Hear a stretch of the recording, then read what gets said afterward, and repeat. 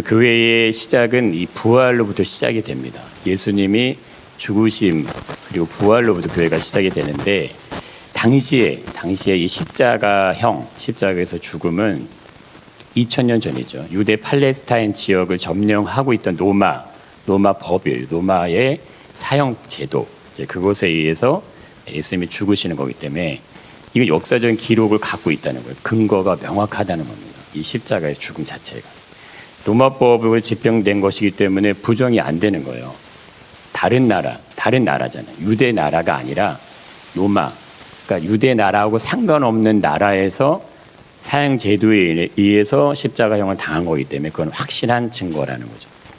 예수님의 십자가가 그런 겁니다. 당시의 로마 군인들과 사형을 집행한 빌라도, 현장에 있었던 백부장 관리들 다 실제적인 사람들이에요. 이들이 자기들의 눈으로 봤고 직접 그걸 집행했기 때문에 이건 명확한 사건이라는 거예요. 예루살렘에 있었던 사람들이 그걸 봤습니다. 로마 군인들 말고도. 그래서 이건 부정할 수 없는 역사적인 사실이라는 거예요. 십자가 사건 자체가. 십자가 사건의 내용이 그냥 성경의 어떤 이 성경의 저자, 이 성경을 쓴 사람이 이게 꾸며서 쓴 내용이 아니라는 거죠. 그럼 예수님은 왜 2000년 전에 오셨는가? 그 전에 오시든가 아니면 그 후에 오시든가 할 수도 있는데 이것이 로마의 지배를 받고 있었던 당시 예수님이 태어나십니다. 이게 중요한 역사적인 시점을 타고 오셨다고 볼 수 있다는 거죠. 예수님은 유대인으로 오셨는데 이방인들에 의해서 죽임을 당하시는 거예요. 유대인인데. 유대인이 아니라는 것이 정말 중요하다는 거예요. 당시 로마는 지금으로 본다면 그냥 세계의 패권을 가지고 있는 나라죠. 로마, 모든 나라의 어떤 것을 다 가지고 있는 나라. 이 나라에서 십자가형으로 죽었다. 그것은 모든 나라와 민족이 알 수 있는 죽음이었다는 거예요. 단순히 그냥 조그만 동네에서 이 사건이 일어난 게 아니고 세계의 모든 열방이, 모든 나라들이, 모든 민족이 볼 수 있는 사건으로 예수님이 죽음을 당하셨다. 교과적으로 보면 의도적으로 예수님이 의도적으로 역사의 시간을 타고 왔다 이렇게 볼 수 있다는 거예요. 그건 단순히 유대인의 왕으로서 죽은 게 아니다. 예수님은 만왕의 왕으로 죽으셨다는 거예요. 만왕의 모든 자들을 대신해서 죽으셨다는 거예요. 그러니까 이것을 십자가에 못 박혀 있던 예수님의 모습을 본 백부장이 이런 고백을 하는 거죠. 자, 백부장이 이렇게 얘기합니다. 함께 지키고 있던 자들이 지진이 일어나고 예수님이 돌아가시는 걸 보면서 심히 두려워 이르되 이는 진실로 하나님의 아들이었도다 하는 고백이 나옵니다. 이거 놀라운 고백이에요. 이방인의 백부장이 그 고백을 한다는 자기들. 그리고 그 자리에 같이 있던 사람들도 그 고백을 하는 겁니다. 그러니까 하나님의 아들이라는 고백이 이방인들의 입술을 통해서 터져 나왔다는 것은 이 예수 그리스도의 죽음이 단순한 그냥 유대인의 한 사람의 죽음이 아니라는 거예요. 그렇다면 하나님의 아들이 왜 죽으셨냐는 거죠. 왜 죽으셔야 했을까 하는 거예요. 예수님은 육신의 몸을 입고 계시지만 하나님의 아들로서 죽음을 당하셨습니다. 자, 그럼 사람들이 일반적으로 이런 질문을 할 수가 있어요. 예수님이 하나님의 아들이라는 사실을 어떻게 알 수 있냐 이거예요. 이 지금 백부장과 어떤 그 자리에 있었던 사람들은 일어나는 현상을 보고 그거를 알았지만 다른 사람들은 그걸 어떻게 아냐 이거죠. 2000년 전 로마 군병들 백부장들이 고백을 했지만 오늘날 우리들은요 십자가를 경험한 적이 없어요. 예수님을 본 적도 없고. 자, 예수님의 십자가 처형은 유월절 전날에 일어났습니다. 그러니까 유월절은 이 디아스포라 흩어진 유대 백성들이 모두 다 예루살렘에 모이는 기간이에요. 지금으로부터 민족의 명절 같은 기간이죠. 그러니까 평소와는 다르게 엄청난 인파가 모여 있다는 거예요. 지금으로 말하면 세계 각지, 뭐 중국, 일본, 이쪽에서 다 사람들이 모여 있는 거예요. 이 대한민국에 모이듯이 이렇게 예루살렘에 다 모여 있는 겁니다. 각 나라에 흩어져 있던 유대인들이 다 모여 있는 가운데, 그리고 많은 나라의 이방인들이 보는 앞에서 그 앞에서 공개적으로 처형을 당하시는 거예요. 십자가를 지고 가신 예수님을 대신해 구레네 사람 시몬이 갑자기 나오죠. 이 사람이 왜 나오지? 이 구레네라는 것이 이 아프리카 쪽입니다. 북쪽 해안에 위치한 그 지역이에요. 거기서 살던 사람이 온 거예요. 그 사람이 예수님의 십자가를 지시죠. 모든 이방의 모든 사람들이 다 모여 있는 이 가운데 유월절 전날 예수님이 십자가를 지십니다. 그러니까 모두가 다 아는 사실이라는 거예요. 다 아는 사실.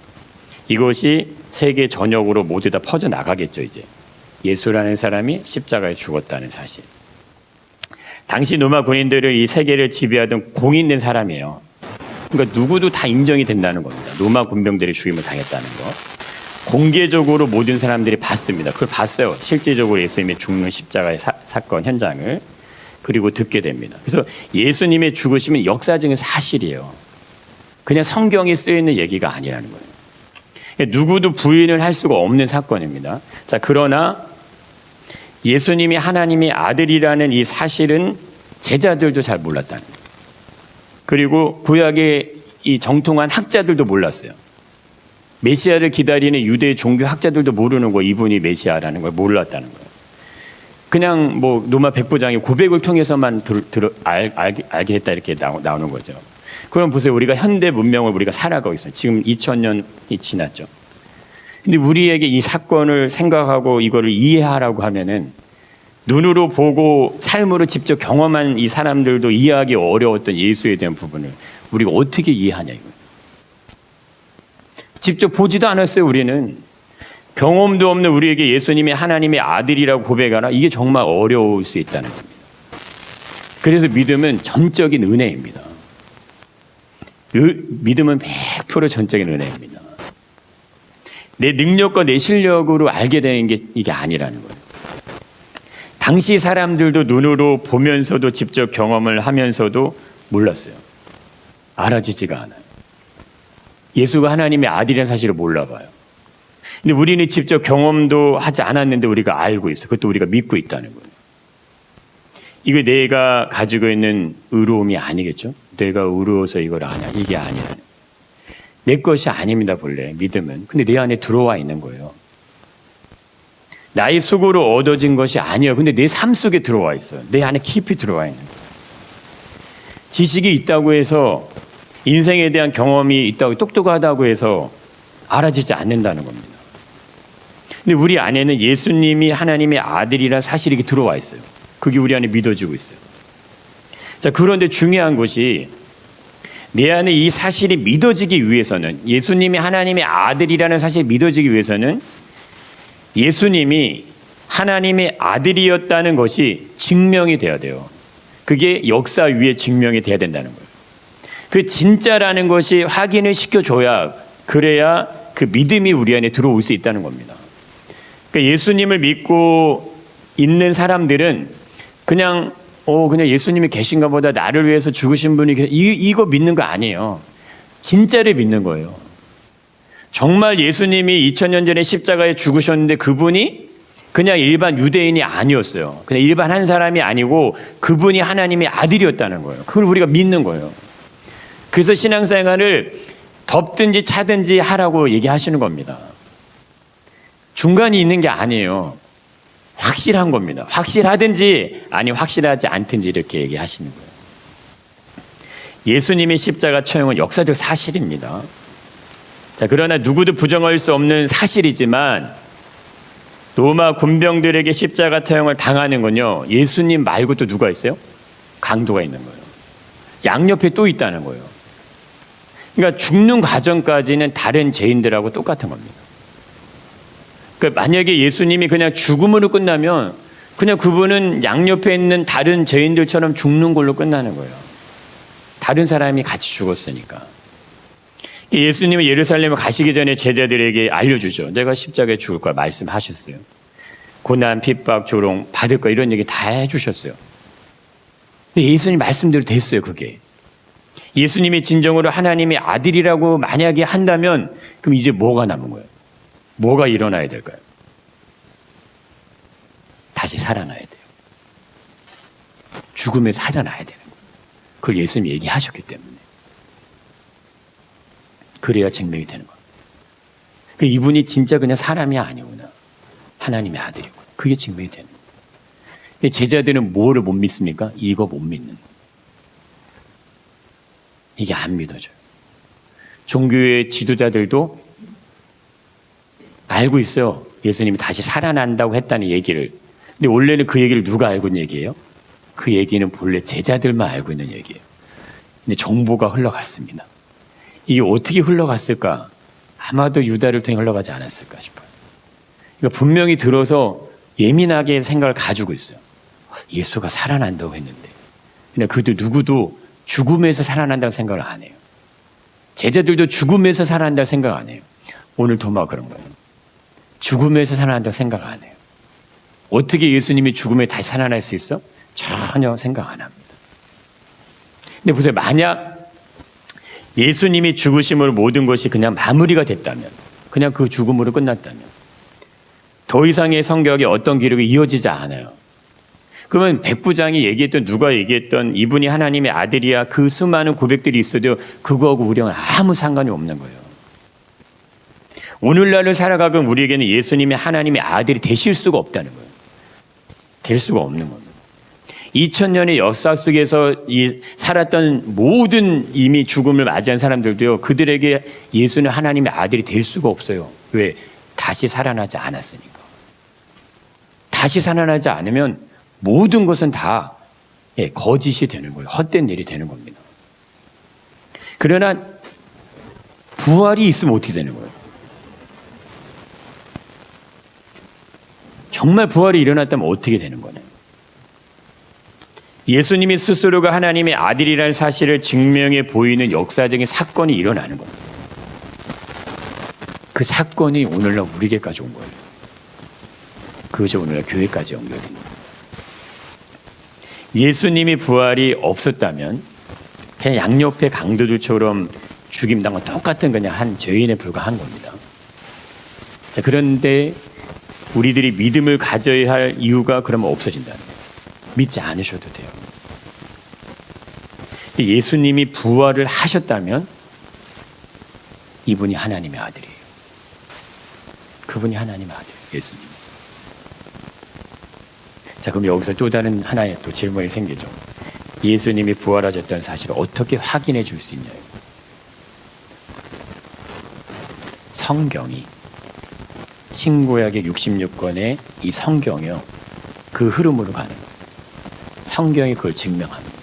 한 구절이 증명하는 게 아니고 이 성경 전체가 예수님의 부활을 증명하는 거예요. 자, 그것을 오늘 한번 볼 건데, 성경은 오랜 시간에 걸쳐 쓰여졌습니다. 1600년의 시간 동안에 쓰여졌어요. 이 우리 안에 들고 있는 이 성경 자체가 그냥 우리 손에 들어온 게 아니라는 거예요. 저자로 치면 한 40명 정도로 이제 지금 보고 있는 거예요. 40명의 저자가 1600년의 시간을 통해 성경을 썼다. 신약 성경은 예수님이 죽으시고 난 다음에 주후 50년, 100년 사이에 이 모든 성경이 쓰여졌다. 이렇게 학자들이 보고 있습니다. 오랜 시간 다양한 저자들이 기록한 성경이 어떻게 한 권의 책으로 우리에게 전해졌냐 이거예요. 인간의 삶에 획기적인 일이 있지 않고서는 1600년이라는 시간을 통과해서 성경이 나올 수가 없다는 거예요. 무엇인가 분명한 것이 있지 않고는 이 성경이 우리 손에까지 올 수 없다는 겁니다.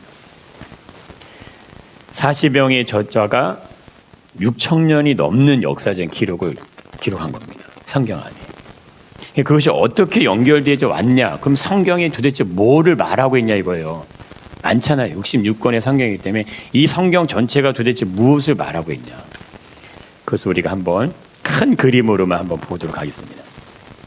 이 성경을 4가지 지점으로 바둑으로 치면 이렇게 돌을 놓듯이 4가지 지점으로 한번 놓을 수 있어요. 첫째는 창조입니다. 창조. 이 신앙에 있어서 창조는 그냥 기본이에요. 기초라고 할 수 있다는 거예요. 예수님을 이해하기 위해서 먼저는 하나님이 누구신가를 분명히 해야 되는데 하나님 분명하다 이거예요. 하나님 누구십니까? 지금 우리 밖에 나가서 보이는 이 모든 세계가 다 하나님 만드신 작품이에요. 분명하다는 거예요. 하나님은 분명한 분이에요. 하늘을 하나님 만들었고 풀을, 꽃을, 나무를 하나님 만드셨어요. 새를, 물고기를, 동물을 다 하나님 다 만드신 거예요. 그 하나님은 분명하신 분이라 이거예요. 그러면 이 분명하신 분이 하나님에 대한 분명한 이해가 우리에게 있다면, 자, 그 다음에 이 성경에서 두 번째 돌을 놓는다면 이스라엘 나라입니다. 나라. 세 번째 노는 게 예수님이에요. 마지막은 뭘까요? 하나님의 나라입니다. 이렇게 네 가지의 어떤 지점을 볼 수가 있어요. 창조와 이스라엘, 예수님과 하나님의 나라. 창조와 이스라엘 나라가 구약입니다. 구약의 흐름이 이걸로 가는 거고, 예수님과 하나님의 나라가 신약이에요. 이렇게 연결되는 겁니다. 66권의 성경이 지금 이 흐름을 통해서 쫙 가는 거예요. 창조의 기사는 창세기 1, 2장에 나오지만 이 하나님에 대한 모든 부분이 어디로 연결됩니까? 하나님의 나라로 연결되는 거예요. 하나님의 나라로. 자, 그러기 위해서 필요한 것이 있어요. 그게 뭐냐면 역사적인 사실이 필요하다. 그 하나님이 창조하셨어요? 근데 우리가 봤습니까? 우리는 못 봤어요. 하나님이 해를 만드실 때, 바다를 만드실 땅을 만들었을 때 우리는 그걸 못 봤다는 거예요. 근데 성경에는 기록이 되어 있어요. 하나님이 그렇게 하셨다는 기록이. 그런데 하나님의 나라는 우리 눈에 보입니까? 이것도 안 보인다 이거예요. 그럼 보이지 않는 거를 가지고 우리가 믿으라고 하면 뭐를 어떻게 믿어야 될지 모르잖아요. 그래서 분명한 뭐가 필요하냐면 역사적인 증거. 그게 뭡니까? 나라, 이스라엘의 나라. 그리고 예수님. 이 두 분이 분명한 확실한 역사적인 증거를 가지고 오는 겁니다. 이 두, 이스라엘 나라와 예수님이 뭐를 연결해 줍니까? 창조와 하나님의 나라를 연결해 주는 겁니다. 이 네 가지 맥으로 성경이 66권 다 흘러가는 겁니다. 지금 이게 통으로 흘러가고 있는 거예요. 이스라엘 나라가 있어야 되고 그 나라의 줄기를 타고 오는 분, 그분 누구예요? 그분이 예수님이잖아요. 왜 그렇게 오셨을까요? 실제 인간이시니까. 그분이 정말 사람이기 때문에 그렇게 올 수밖에 없다는 거예요. 자, 그럼 이 네 가지 테마를 하나하나 우리 간략하게 한번 보겠습니다. 자, 창조. 하나님 창조를 하셨습니다. 창조할 때 하나님 만드신 것이 있어요. 에덴 동산을 만드셨어요. 자, 지금의 지도입니다. 유럽, 아시아, 아프리카의 이 삼각 꼭지점 안에 여기에 이스라엘이 들어있습니다. 지도로 보면 이렇게 보이는 거예요. 정말 신비하죠. 이스라엘이 변방이 있을 것 같았는데 그게 아니라는 거예요. 유럽과 아시아와 아프리카를 연결해주는 여기에 이스라엘이 위치해 있습니다. 지금으로 보면은 지진 났던 터키죠. 시리아, 이라크, 요르단, 이스라엘이 여기에 위치해 있습니다. 이집트 바로 위에. 밑에는 사우디아라비아, 이란이 이렇게 포진되어 있습니다. 이게 지금 현재의 지금 나라들의 어떤 위치입니다. 자, 여기에 지금 에덴이라는 곳을 추정하는 그 장소가 이 시리아와 이라크, 터키 쪽입니다. 자, 이쪽, 메소포타미아 문명이 있는 이쪽을 이 성경의 두 강에 대한 이야기가 나오죠. 이쪽을 에덴이 있었던 장소다 이렇게 추정을 합니다. 하나님이 에덴 동산을 만드셨는데 에덴 동산에 누가 있어요? 사람이 있습니다. 사람이. 이거는 완전한 하나님의 나라에 대한 모형을 만드시는 거예요. 에덴 동산을 만드신 이유가, 하나님의 창조하신 이유가 완전한 하나님의 나라를 만들고 싶으셨던 거예요. 하나님은. 근데 인간에게 무엇이 주어졌냐면 인간에게 특별한 자유의지가 주어진 거예요. 그래서 하나님은 이 자유의지를 주심으로 인해서 완벽한 하나님의 나라를 만드시고자 했습니다. 근데 이 나라가 어떤 나라냐면 에덴 동산에는 선악을 알게 하는 나무도 있지만 생명나무도 있죠. 생명나무를 두신 이유가 뭐예요? 영생입니다. 영생. 영원히 살게 하시기 위함으로 창조를 하신 거예요. 영원한 생명을 얻게 하기 위해서 생명나무까지 주신 거예요. 영생할까 하노라는 말씀이 나오죠. 이들이 따먹고. 이들도 알고, 아담과 하와도 안다. 영생에 대한 걸 알고 있다는 거예요. 자, 그러나 이 사람에게 주어진 이 자유의지 때문에 결과적으로 뭐가 됩니까? 완전하지 않게 되는 거예요. 자, 이 흐름으로 가는 게 오늘날의 이 세상인 겁니다. 지금 우리가 마주하고 있는 이 세상이라는 거예요. 창조, 하나님의 창조는 지금도 유지가 되죠. 우리는 지금 에덴은 우리 눈에 보이지 않지만 사람은 존재한다 이거예요. 그리고 사람의 자유의지가 존재하죠. 그래서 어떻게 됐어요? 완전하지 않은 세상이 되어버린 거예요. 본래 이 창조와 에덴 동산, 이 에덴 동산은 하나의 모형인 거죠. 이 에덴 동산을 통해서 에덴 동산과 같은 하나님의 나라를 이 지구상에 이루라고 하나님 만들어 주셨는데, 이 에덴 동산이 하나님 나라 모형인데 이것이 막히죠. 더 이상 들어갈 수 없는 곳으로. 뭐 때문에 그랬어요? 이 죄라는 영역 때문에 막혔다는 거예요. 이것이 이 성경에 흐르는 가장 중요한 핵심적인 부분입니다.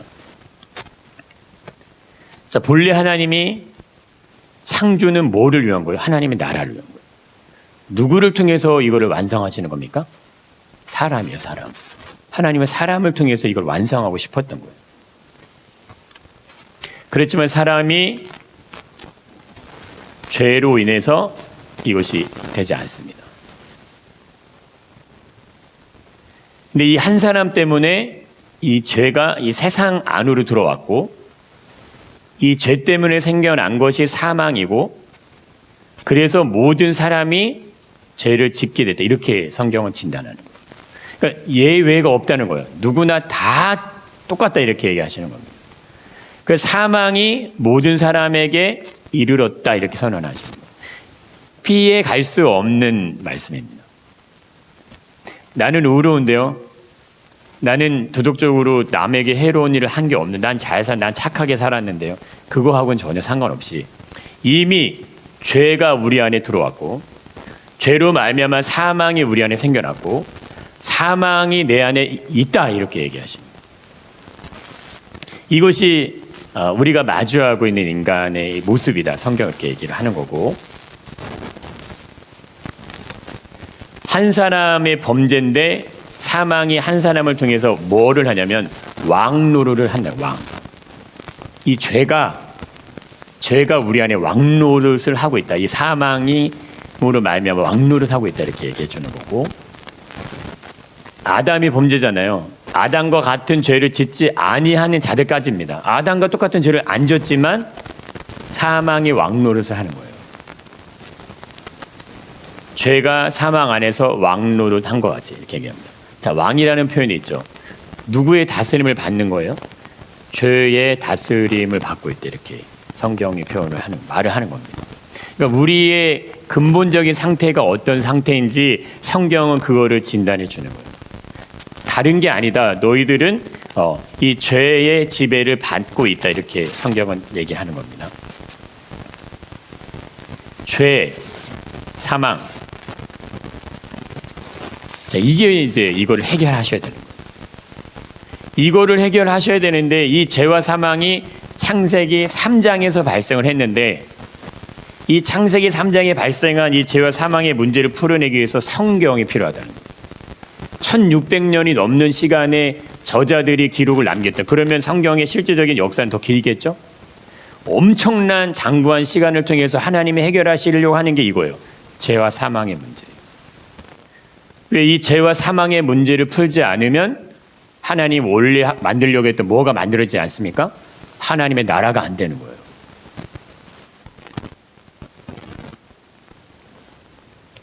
그래서 하나님이 방법을 내시죠. 창세기 3장에서 뭘로 내십니까? 여자의 후손이에요. 내가 여자의 후손으로 그 방법을 해결하겠다. 여자의 후손으로 해결하시는 방법, 그게 죄와 사망을 해결하시기 위해서 여자의 후손으로 보내겠다. 그럼 여자의 후손은 누굽니까? 인간이에요. 인간. 사람으로 여자의 후손이니까요. 아브라함, 다윗, 동정녀 탄생, 이스라엘의 나라가 예수님까지 이어지는 이 과정이 구약이에요. 그리고 이게 이스라엘 역사의 실제 역사예요. 아브라함 한 사람을 불러내셔서 이스라엘이라는 나라를 만들어서 다윗이 이스라엘의 두 번째 왕이 되죠. 솔로몬이 왕이 되고 누밤, 여로밤 왕이 되죠. 이렇게 가는 모든 역사. 근데 결국 망하고, 결국 두 나라가 아시리아, 바벨론에 망하는 모든 이게 다 이스라엘 역사 안에 있습니다. 결국 근데 이 다윗에게 약속했던 영원한 기업을 너에게 주겠다, 상급을 주겠다. 그 누구? 예수 그리스도 탄생에 대한 그림을 하나님 그려놓으신 거예요. 자, 이거를 역사 위에 펼치셔야 하기 때문에 반드시 뭐가 필요하면 역사적 근거, 나라가 필요합니다. 그 나라의 왕으로 오셔야 될 분. 이스라엘은 하나님 나라의 백성된 모형이죠. 그 나라의 왕으로 오실 분에 대한 증거. 그게 구약의 이 모든 역사의 흐름이에요. 그걸 타고 오신다는 거예요.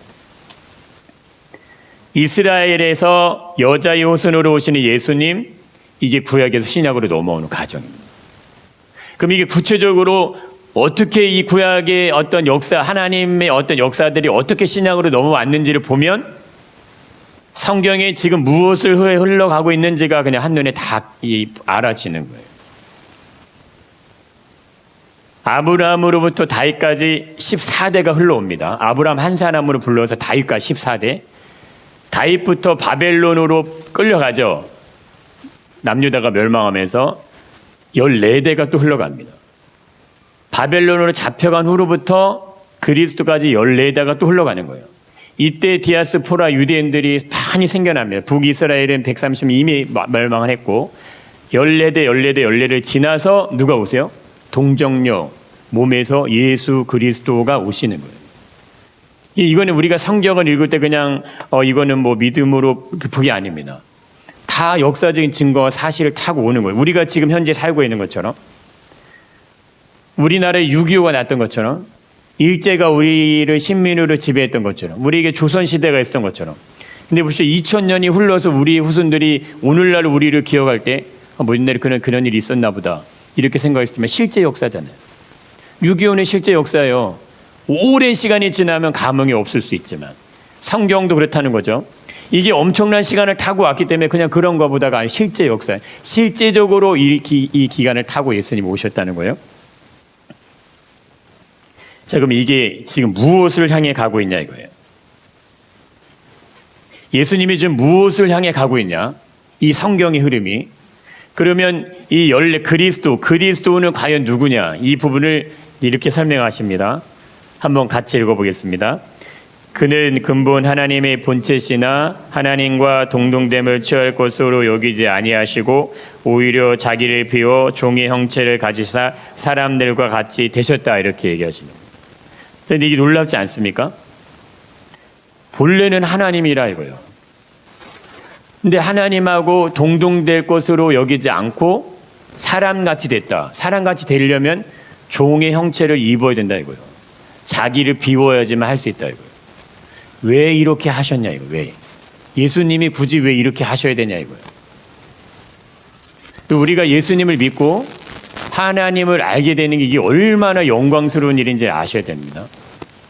내가 내 발을 디뎌서 믿음 안에 들어올 수 있는 사람이 아무도 없고 내가 하나님한테 어떤 걸 내어드린다 할지라도 예수님이 나를 위해서 행하신 이 사람의 모습을 하고 오신 것만큼 비교될 게 없어요. 하나님이신 분이신데 모든 걸 다 내려놓으시고 사람같이 되어버리셨다는 거예요. 그런데 사람으로 끝나신 게 아닙니다. 또 읽어보겠습니다. 사람의 모양으로 나타나서 자기를 낮추시고 죽기까지 복종하셨으니 곧 십자가의 죽으심이라 이렇게 선언하는 거예요.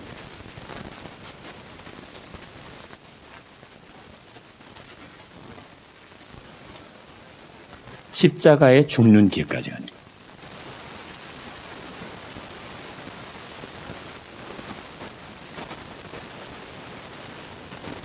예수님이 왜 이렇게까지 하셨지? 하나님의 입장에서도 하나님은 왜 자신의 아들 이렇게까지 하시지? 우리 눈에 보이는 이 모든 세계 하나님이 만드신 거 창조하신 세계죠.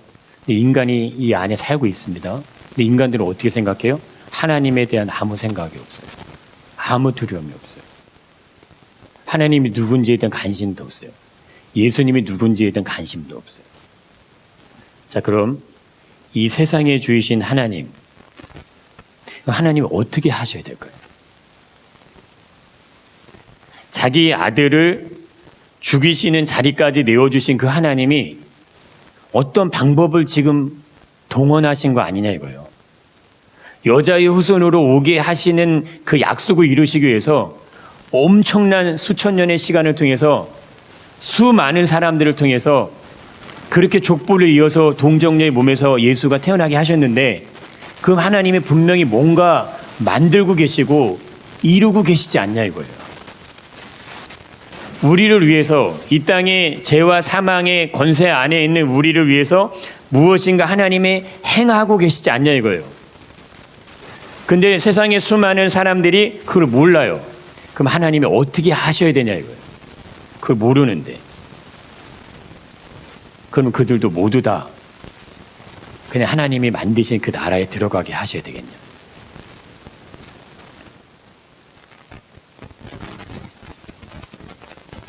죄와 죽음의 문제입니다.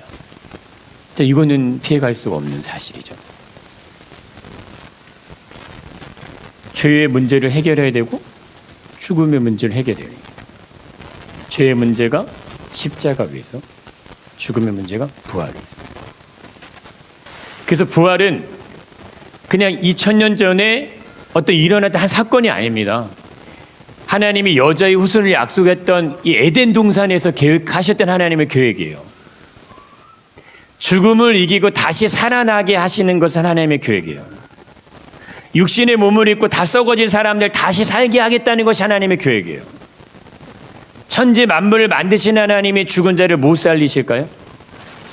말이 안 된다고 얘기하는 그 믿음에는 누가 보이지 않는 거예요. 하늘을 만드신 하나님이 안 보이는 거고, 우주 공간을 만드신 하나님이 안 보이는 거예요. 우리가 공기를 마시고 있는데 공기를 만드신 하나님의 그 위대하심이 모르는 거예요.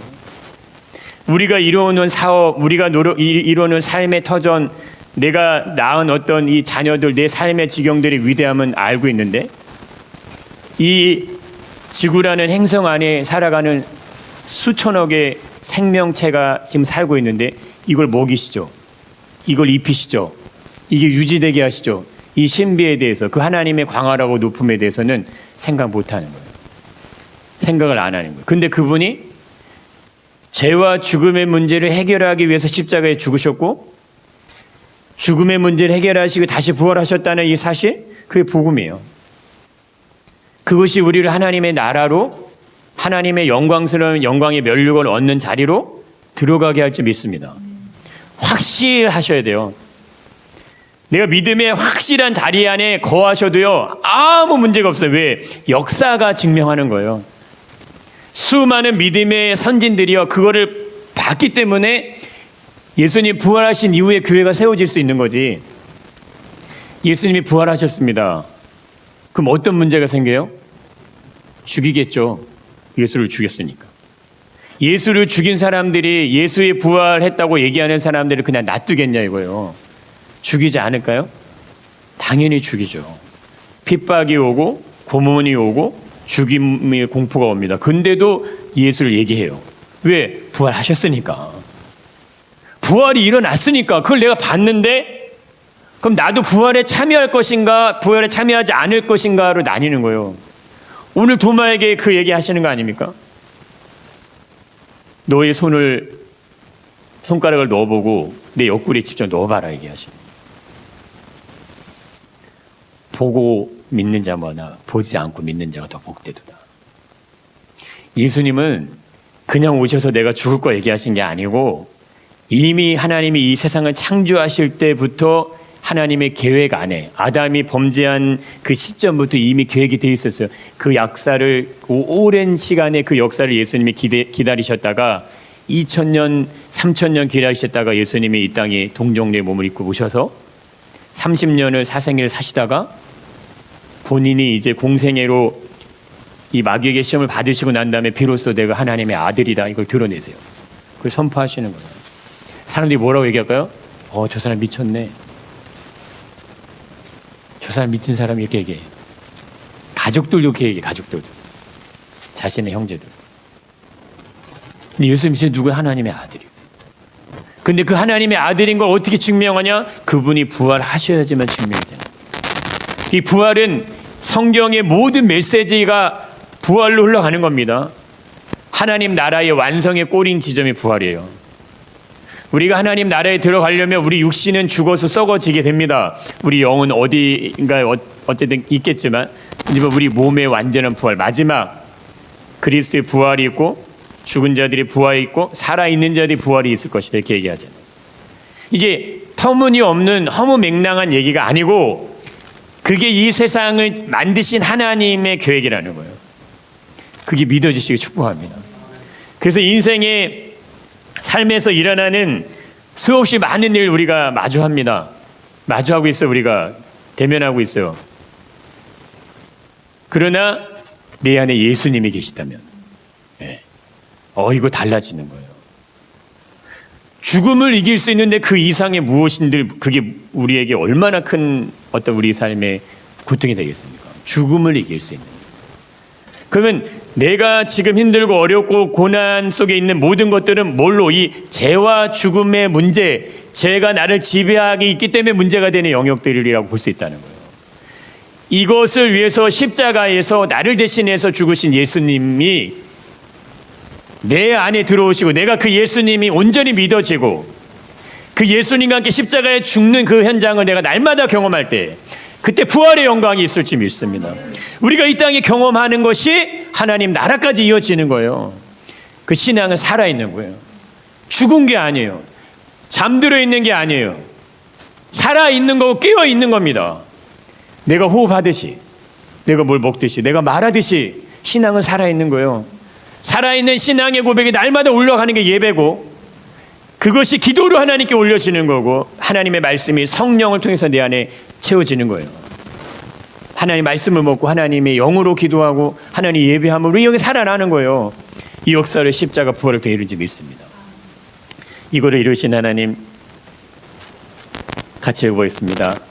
다른 제자들이 그에게 이르되 오라 우리가 주를 보았나 하노니 도마가 이르되 내가 그의 손에 못자국을 보며 내 손가락을 그 못자국에 넣으며 내 손을 그 너구리에 넣어보지 않고는 믿지 아니하겠노라 하니라. 여러분 예수님 얘기하는 거예요. 너희들도 이렇게 믿을 거니? 확실한 증거와 모든 것이 다 있는데 아니야. 다른 제자들이 내가 주를 보았다고 얘기하는데 도마는 어찌하여 자신들과 같이 함께했던 자신의 동료들이 얘기하는데도 믿지 않을까요? 자신의 동료가 얘기해줘요. 야, 나 예수 봤어. 예수가 살아나셨어. 도마가 얘기하죠. 내가 그의 손에 못자국을 봐야 되겠어. 내가 손가락을 그 자국에 놓아봐야 되겠어. 내 손을 그 옆구리에 놓아봐야 되겠어. 나 그러지 않으면 난 절대 안 믿을 거야. 한번 읽어보겠습니다. 도마에게 이르시되 내 손가락을 이리 내밀어 내 손을 보고 내 손을 내밀어 내 옆구리에 넣어보라. 그리하여 믿음이 없는 자가 되지 말고 믿는 자가 되라. 믿는 자가 되시길 축복합니다. 그럼 우리는 믿음의 싸움을 싸워 나가야 돼요. 싸워 나가는 거예요. 예수님이 나타나셔서 도마에게 얘기해 주시죠. 그래 한번 넣어봐. 확인해봐. 그렇게 우리에게 세밀하게 찾아오신 거예요. 우리 연약함 다 알고 계세요. 우리 약함도 예수님 다 알고 계세요. 그래서 예수님 오셔서 책망하지 않으세요. 다른 제자들이 믿는데 너는 어찌하여 믿음이 없냐 이렇게 얘기하지 않으세요. 믿음이 없는 자가 되지 마. 믿는 자가 돼야 돼. 확실한 믿음 안에 우리 신앙이 세워지시길 축복합니다. 하나님의 나라는요 완성되어 가고 있어요. 우리 그 나라의 백성으로 부르신 거예요. 부활은 하나님이 계획하시고 준비하신 역사의 그 현장에서 일어난 사건일 뿐이에요. 예수님 부활하시기 위해서 오신 거예요. 창조를 믿는다면 하나님이 믿어지는 거예요. 하나님이 믿는다면 하나님의 아들에 대한 믿음이 우리 안에 들어왔던 게 어마어마한 거예요. 그럼 내가 아무리 돈이 많아도 이 지구를 내 돈으로 살 수 없잖아요. 이 지구를 만드신 하나님, 새하늘과 새 땅이 준비되어 있음을 우리에게 말씀하신 하나님, 우리에게 영원한 생명이 있고 면류관이 있음을 선포하신 하나님, 그걸 보여주는 게 부활이에요. 그 부활이 우리에게 있는지 믿습니다. 우리는 그것을 마주하게 될 거예요. 내가 부활의 영광의 몸으로 들어가게 될 거예요. 그리고 그 영광이 옷 입게 될 거예요. 그 영광의 면류관을 얻게 될 거예요. 그래서 믿음의 선한 싸움을 싸워갈 가치가 있는 거예요. 가치로 평가할 수 있는 게 아니죠. 내 목숨을 내어놓고서도 갈 수 있는 거예요. 순교자들이 왜 순교하겠습니까? 아, 저 사람 미련하네. 아, 저 사람 참 이렇게 사람들이 막 얘기하지만 그들이 부활이 보이는 거예요. 예수의 죽으심과 부활이 눈에 보여지고 그려질 때 베드로도 십자가 거꾸로 못 박혀 죽는 거고 다른 제자들 다 순교의 길을 가는 겁니다. 요한만 내놓고 갈 수 있는 거예요. 우리에게 영광의 면류관이 준비된지 믿습니다.